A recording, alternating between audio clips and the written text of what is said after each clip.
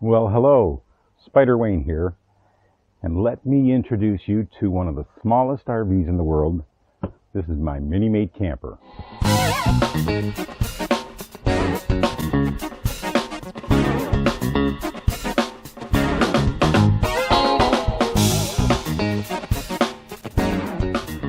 So I got the camper in May of 2021. I've had a full season of camping in it last year for the summer of 2021.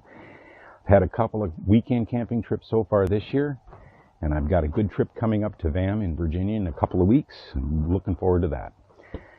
So I'm going to do a 4-part video series on this camper. Rather than do one long, boring video, I split it into 4 parts. So this video, part 1, this video is going to be why I chose this camper. So when I get into part 2, that video will be about tips and things to keep in mind, some do's and don'ts, things that I've learned from other channels, things I've learned and done some oops on my own. You know, the things to avoid to make you go the Homer Simpson, do. And I'll do a setup in part 2 of this series, so stay tuned for that. In part 3, I'm going to cover the accessories that I purchased with this camper, as well as some aftermarket accessories. And then finally, in part 4 of this series, I will go over my favorite camping gear that I bring with me when I go camping. All right, let's get started. Why did I choose this camper? So a little history here. Back in 2020, in September of 2020, I purchased my Spyder RT, and I immediately wanted to look for a trailer to tow behind that to go camping. I looked a little at the cargo trailers. There's a lot of nice ones out there, but the pop-up camper trailers really caught my eye, and I really started researching those.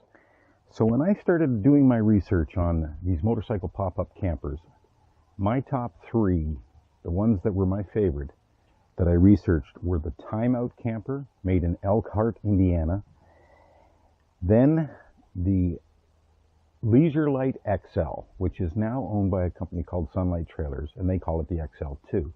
That trailer is made in British Columbia, Canada. And this was my 3rd favorite. It was not in the top 2. The Mini-Mate camper made by Kompact Kamp out of Myerstown, Pennsylvania. And the reason why I liked the other 2 campers better than this one was a feature that they both had that this one does not.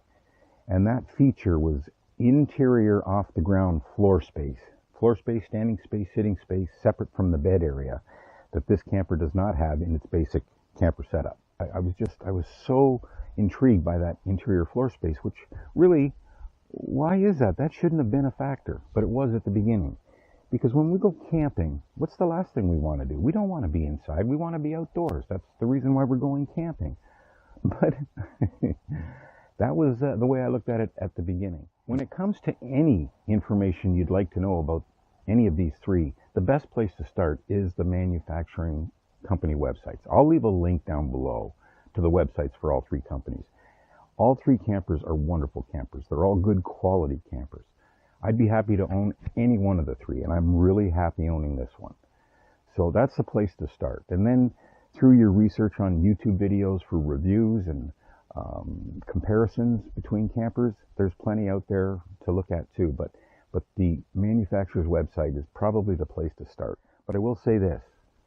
The XL2 is and was the most expensive at the time I did my research, and today it is. The Timeout is, they have 3 models. All 3 are more expensive than this, and this is the lowest cost.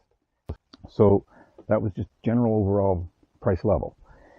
I won't go into every detail about every camper, but the ones that were important to me, that helped me make my decision. The next one will be storage. All 3 campers have rooftop racks.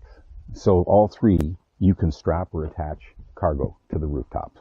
That's pretty good. That's nice. Timeout. They have 3, the Timeout campers, they have 3 different models. Their largest one is called the Timeout Deluxe.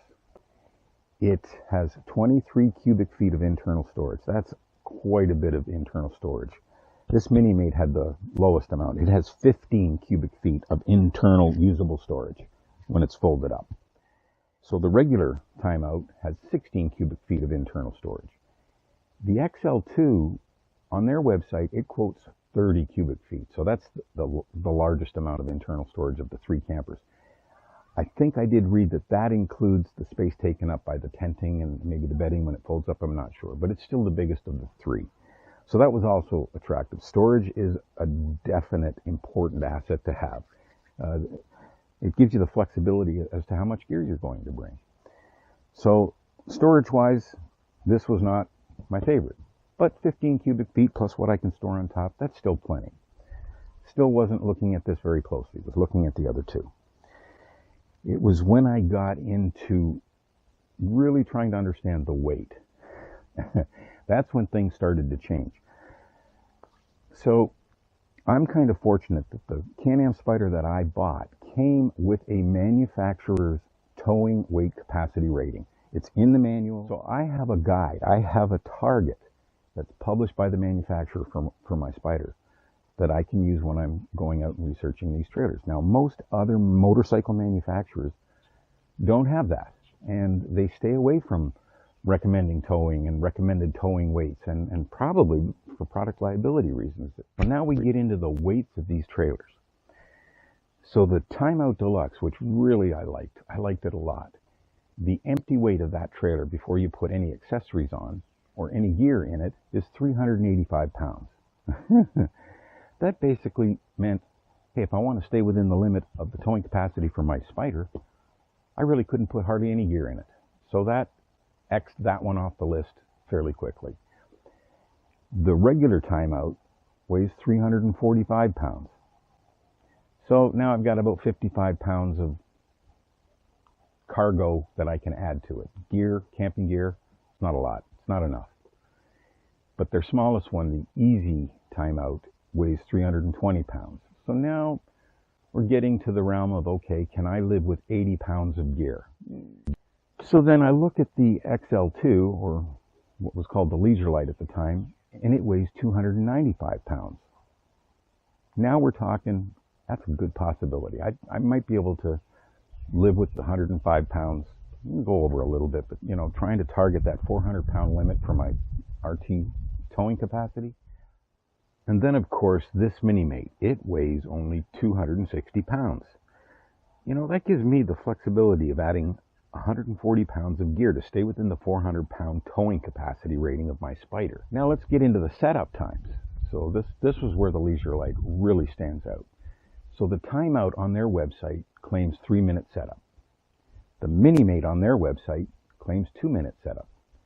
And the XL2 claims 1-minute setup. And yes, all 3 can be done in that amount of time.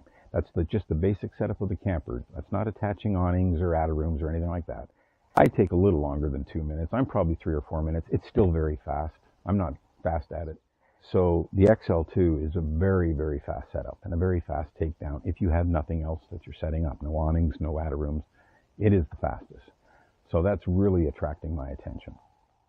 The deciding factor came in December of 2020. We're in the middle of COVID, but I'm still doing research, and lo and behold, on one of the Google searches, up pops this real estate option, and I go in there, and it's a real estate company, and Lees-ureLite, the land, the buildings, and the business is up for sale. But my concern was, do I really want to place an order and spend money on ordering a trailer that, just reading that made me nervous. Will I get that trailer? Are they going to be in business? Turns out they sold that business to a company called Sunlight Trailers.